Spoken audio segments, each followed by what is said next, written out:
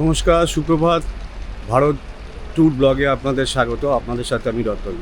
আজকে আমরা যাত্রা শুরু করলাম দক্ষিণেশ্বর স্টেশন থেকে। আমাদের গন্তব্য স্টেশন ত্রিপুরার বেলোনিয়া।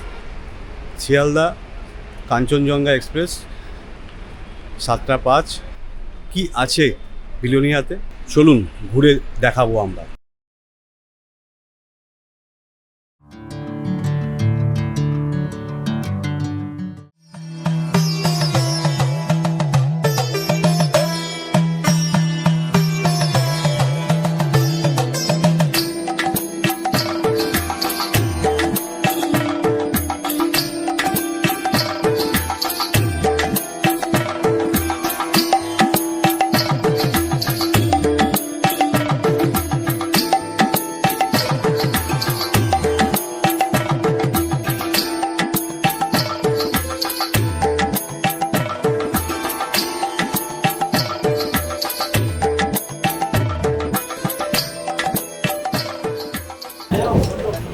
অবশেষে 36 ঘন্টা জার্নি করার পর ট্রেনটি আমাদের বিলোনিয়া স্টেশনে নামাতে চলেছে।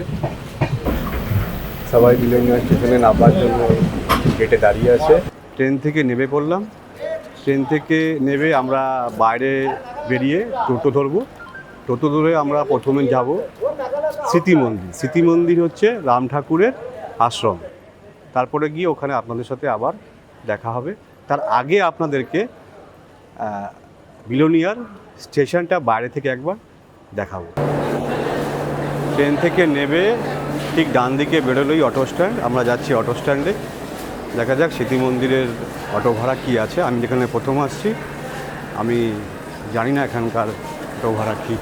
যে বলেছিলাম স্টেশনের বাইরেটা একবার দেখাবো।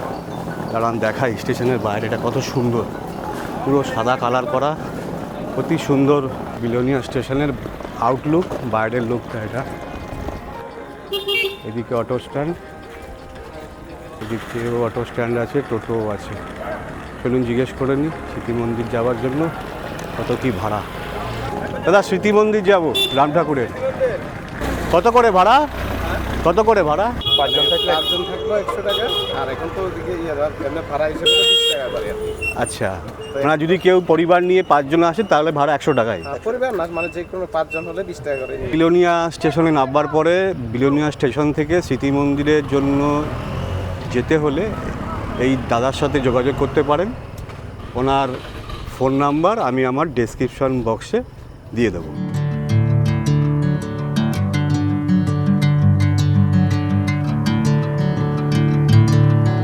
আমরা পৌঁছে গেলাম স্মৃতি মন্দির। স্মৃতি মন্দিরের রাস্তা।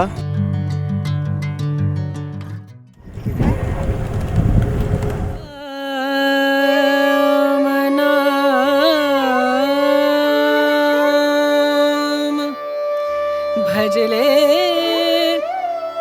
राम नाम सुख धाम, भजले राम नाम सुख धाम, भजले राम नाम सुख धाम।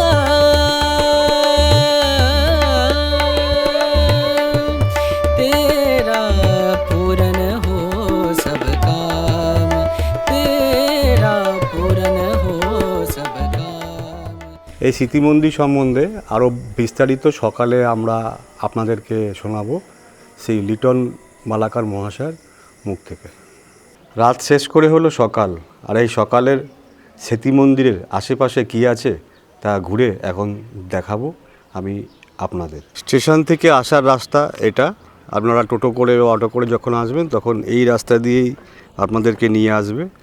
আসার পরে এই হচ্ছে শ্রী শ্রী রাম ঠাকুর স্মৃতি মন্দিরের মেন গেট, শ্রীরাম নিবাসের। এই স্মৃতিনিবাস রাম মন্দিরের যে এরিয়াটা খুব শান্ত নিরিবিলি জায়গা। প্রথমে বাঁদিকেই আছে মহন্ত নিবাস। মহন্ত মহারাজ এসে থাকেন। এই হচ্ছে মহন্ত নিবাস। পুরো মহন্ত নিবাস থেকে বেরিয়ে আমরা একটু আগে এগিয়ে যাব। বাদিকে রয়েছে শ্রী শ্রী রাম ঠাকুর স্মৃতি মন্দিরের হোমিও দাতব্য চিকিৎসালয়, কিন্তু এটি এখন বন্ধ আছে কিছু কারণে। এইটা একটা যাত্রী নিবাস। আর এই যে মাঠটা আপনারা দেখছেন, এটা দোল উৎসবে যখন বাৎসরিক উৎসব হয়, এখানে বিশাল বড় প্যান্ডেল করে প্রায় লাখো লোক এখানে জমায়েত হয়। ডেলি 1000 লোক এখানে খায়, ভোগ খাওয়ানো হয়। এই একটা যাত্রী নিবাস। এই যাত্রী নিবাসে এখানে যারা ভক্তরা আসেন তাদের দুপুরের আর রাতের খাবার, ভোগ, অন্ন এখানেই প্রদান করা হয়। এই অফিস ঘর এই রুমের মধ্যেই দেওয়া হয়। এখানেও থাকার ব্যবস্থা আছে, এখানেও থাকার ব্যবস্থা আছে। এখানে যখন বাৎসরিক উৎসবে লোকজনরা, প্রচুর ভক্তদের সমাগম হয়, তখন এই যাত্রী নিবাসেও এসে থাকেন সবাই। তখন এখানে লাখো লাখো ভক্তরা আসেন। এখান থেকে বেরিয়ে আমরা আবার যাব বাদিকে। জায়গাটা খুব সুন্দর, গ্রাম্য পরিবেশের মধ্যে। এই পাড়াটার নাম হচ্ছে মাস্টার পাড়া, বিলোনিয়া, দক্ষিণ ত্রিপুরা। কয়েকটি ছোটো ছোটো সুন্দর সুন্দর বাড়িও আছে এখানে দেখার। ওই দূরে দেখা যাচ্ছে স্মৃতি মন্দির, একটি খুব সুন্দর বাড়ি।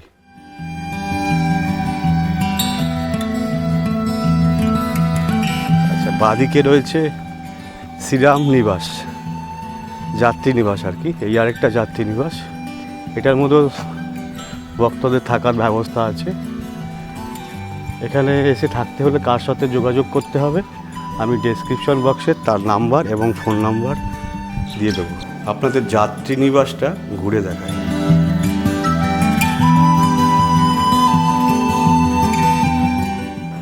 এই একটা রুম, এখানে আরও রুম আছে। এটা ফার্স্ট ফ্লোরে। রুমগুলো বেশ বড় বড়। একটা টয়লেট, বাথরুম, ওপরে শাওয়ার। এটা একতলা। এবার আমরা যাব দুতলায়।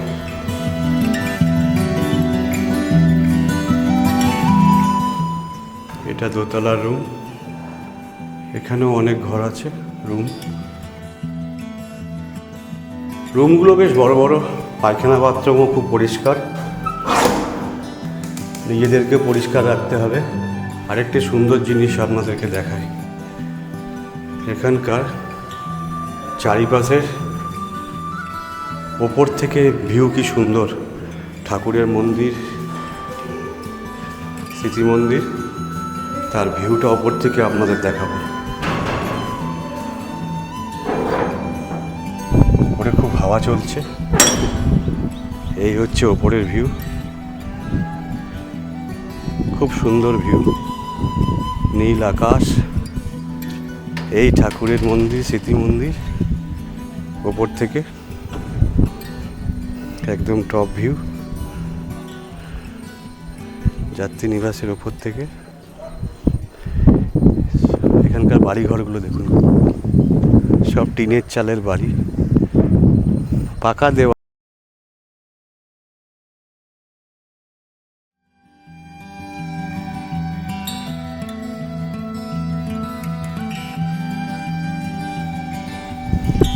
চারিদিকে গাছ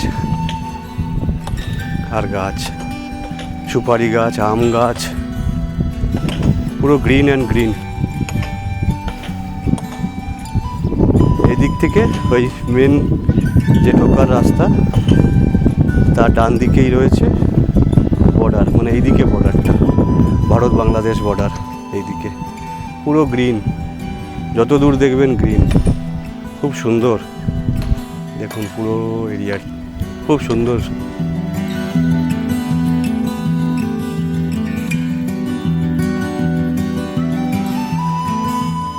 আরেকবার দেখাই ঠাকুরের শ্রীরাম নিবাস, ঠাকুরের স্মৃতি মন্দির। এ হচ্ছে স্মৃতি মন্দির, অনেকজন দর্শনার্থীরা এসছে, সেলফি ক্লিক করছে। পাশেই রয়েছে শ্রী শ্রী রামচন্দ্র দেবের স্মৃতি সংগ্রহালয়।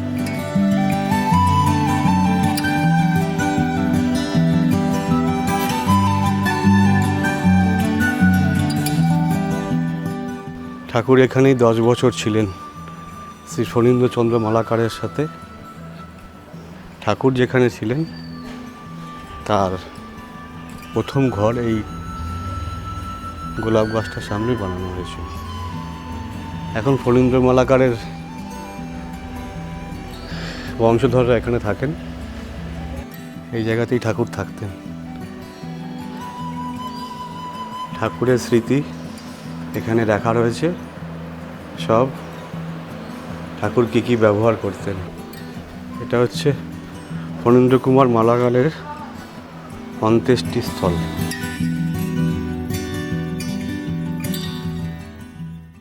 আমার সঙ্গে রয়েছেন স্মৃতি মন্দিরের সদস্য এই লিটন মালাকার মহাশয়। স্মৃতি মন্দিরের প্রাথমিক ইতিহাস সম্বন্ধে বলতে গেলে একটু শুরু থেকে আগে থেকেই টানতে হয়। সেটা হলো এই মন্দির কিভাবে প্রতিষ্ঠা হলো সেটা সম্বন্ধে বলতে গেলে আমার বাবা স্বর্গীয় ফণীন্দ্র কুমার মালাকার, উনি জীবদ্দশায় তখন বাবার বেশ কিছুদিন যাবতই একটা মানসিক চাঞ্চল্য, চিত্ত চাঞ্চল্যের মধ্যে ভুগছিলেন। কারণ ঠাকুরকে আমাদের যেটা ঠাকুরের সম্বন্ধীয় আমাদের সম্পর্ক, সেখানে ঠাকুর নিজে বলছিলেন যে সব ছেলেদের মতো ঠাকুরের যেন বিষয় আসর সম্পত্তি থেকে বঞ্চিত না হয়। তো যাই হোক, সেটা ঠাকুরের নামে আমাদের ফেনীবাড়ি থেকে দেওয়া হয়নি বিধায় বাবার একটা প্যানিক ছিল, মানসিক যন্ত্রণা ভুগছিল। তো সময়টা 1975 ইংরেজি। বাবার খুব অন্তরঙ্গ বন্ধু, তখন সাউথ ত্রিপুরা ডিস্ট্রিক্টের ডিস্ট্রিক্ট ম্যাজিস্ট্রেট মানিকলাল গাঙ্গুলি বাবার খুব অন্তরঙ্গ বন্ধু। তো বাবা একদিন আমাকে বলছিল যে আমাকে একটু গাঙ্গুলি সাহেবের কাছে নিয়ে যাবি। বলে আচ্ছা, কয়েকদিনের মধ্যে ব্যবস্থা করে আমি আর বাবা আমরা গাড়িতে করে গেলাম।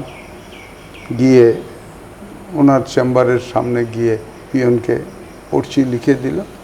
উনি দেখে বললেন নিয়ে আসো। সঙ্গে সঙ্গে গেল, বাবার সঙ্গে দাঁড়িয়ে উনি বাবাকে বসতে বললেন। বসলো, এই বিভিন্ন কথাবার্তার মাধ্যমে তখন বলছিল কি ব্যাপার, কোনো জরুরি কাজে কি আসছেন? বলে যে না, আপনার কাছে আসছিলাম এই মন্দির সংক্রান্ত ব্যাপারে, ঠাকুর থাকতে যে কথা হয়েছিল দেওয়া হয়নি, আমি এটা খুব মানসিক যন্ত্রণায় ভুগছি। আমি চাই যে ঠাকুর যে ঘরখানা থাকতো সেটা নিয়ে কিছু অংশ ঠাকুরের নামে আমি দিয়ে দিতে। গাঙ্গুলি সাহেব সঙ্গে সঙ্গে মানে খুব চমকের স্বরে বলে উঠলেন, ঠিক আছে চলুন, এখন আমরা একটু কোয়ার্টারে যাব, বাকি কথা কোয়ার্টারে বলবো। পিয়নকে বললো গাড়ি বার করতে, এরপরে গাড়ি করে আমাদের নিয়ে ওনার কোয়ার্টারে চলে গেল। কোয়ার্টারে গিয়ে সেখানে আমাদের মিষ্টি টিষ্টির ব্যবস্থা করে দিল, আমরা খেলাম। তখন সব শুনে উনি আনন্দে আত্মহারা। কারণ ইতিপূর্বে ঠাকুর দেহ রাখার পরে পর্যন্ত কোনো ঠাকুরের আশ্রম বা মন্দির কিছুই করা হয় নাই। যাই হোক, এটা ঠাকুরের ইচ্ছে মতো যা হচ্ছে সবটা। তো এর মধ্যে উনি বললেন, গাঙ্গুলি সাহেব বললেন যে আমি দিন 7 মধ্যে আমি বিলোনিয়া ভিজিট করব, তখন এটার সম্বন্ধে বিস্তারিত আলোচনা করব। তা আমরা চলে এলাম ওই দিন। আসার পরে 3 দিনের মাথা গাঙ্গুলি সাহেব এখানে রেভিনিউ ডাক বাংলোতে উনি এসে গেলেন। এসে লোক লস্কর লাগিয়ে খবর টবর দিয়ে, আর বিলোনিয়াতে ঠাকুর সঙ্গ করার লোক তখন অনেক ছিল, অনেক। প্রাসঙ্গিক কথা বলি, এইখানে বেশি ঠাকুরের শিষ্য থাকার কারণ হচ্ছে ঠাকুর কিন্তু শ্রীদেহে ত্রিপুরা রাজ্যের বিলোনিয়া ছাড়া আর কোথাও ঠাকুর যান নাই। তো যাই হোক, সেই হিসাবে এখানে ভক্তের সংখ্যা অনেক বেশি ছিল।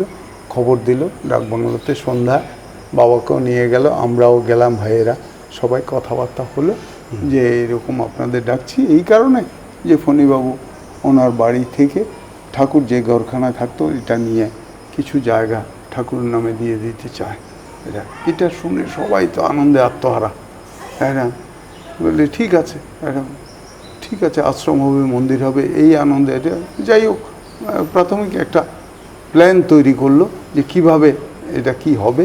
এগুলি করে মোটামুটি তখন এই জায়গা রেজিস্ট্রি করার, ঠাকুরের নামে ট্রান্সফার করার প্রক্রিয়াগত দিকগুলো চলছে। এই করতে করতে দুর্গাপুজোর বন্ধ হয়ে গেল। গাঙ্গুলি সাহেব চাইছিল না এটা দেরি করার জন্য, যাই হোক উনি তড়িঘড়ি, উনি নিজে তো কালেক্টর, সেই হিসাবে দুর্গাপূজার অষ্টমী দিন এই জায়গা বাবাকে দিয়ে ট্রান্সফার করিয়ে দিল।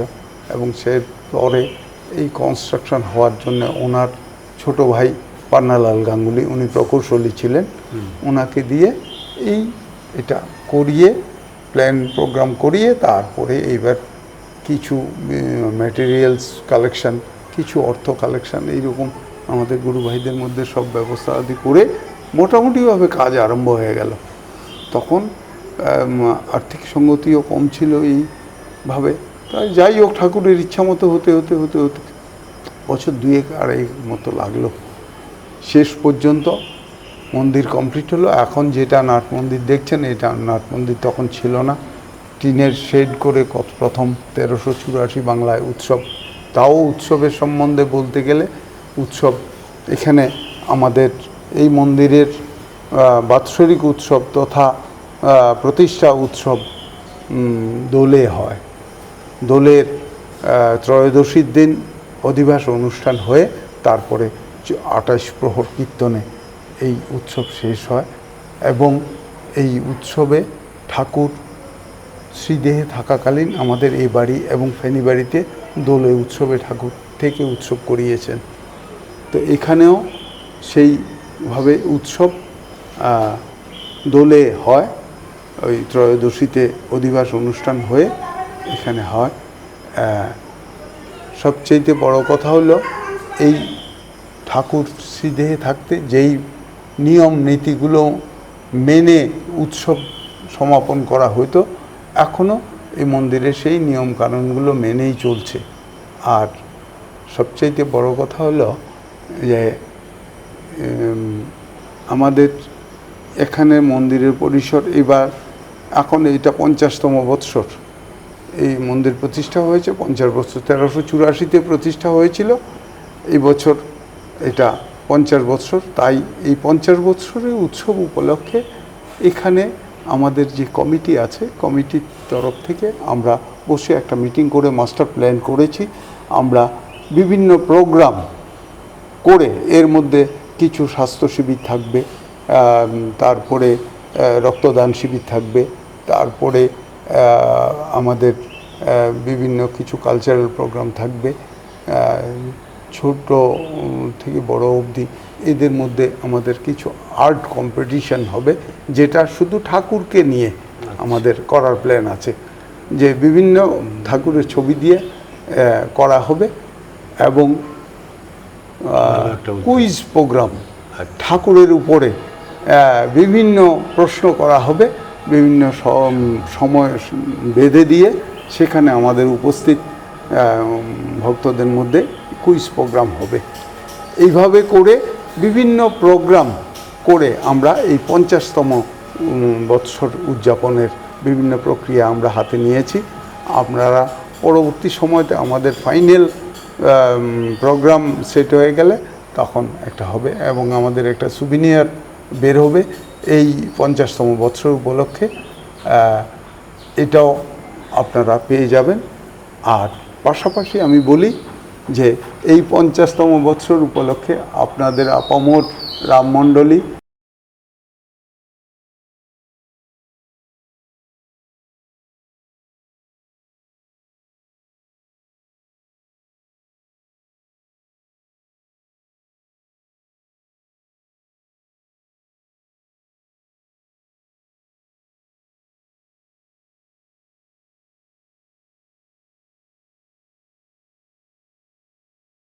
উৎসবের সময় হাজার হাজার লোক এখানে আসেন, থাকেন, সবাই মোটামুটি নিজেদের মতো করে থেকে ব্যবস্থা আদি করেন এবং ঠাকুর উৎসব সুন্দরভাবে সমাপন করান।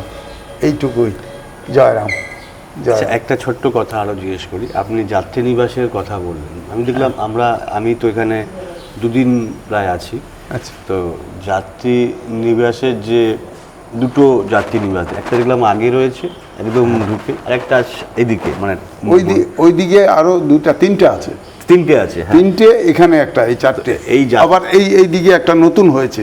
আচ্ছা, এই মন্দিরের পেছনে। আচ্ছা, তা সেটা আমি দেখিনি। হ্যাঁ, যাই হোক, তো এই যাত্রী নিবাসে থাকার কি কোনো নিয়মাবলী আছে আপনাদের? না, নিয়মাবলী বলতে নিশ্চয়ই আছে। আচ্ছা। আছে, সেটা হলো আপনি যেখান থেকে আসছেন সেখানকার কোনো আশ্রমের ইয়েতে যদি আপনারা আসেন, তাহলে সেই আশ্রমের সেক্রেটারি থেকে ওনাদের পেডে একটা চিঠি নিয়ে আসতে হবে। আচ্ছা। আর আপনাদের অবশ্যই আধার কার্ডের কপি নিয়ে আসবেন। বাকি এখানে এলে আমরা রেজিস্ট্রিভুক্ত করে আপনারা থাকবেন আপনাদের মতো করে, ঠাকুরের ভোগ আরতি দেখবেন।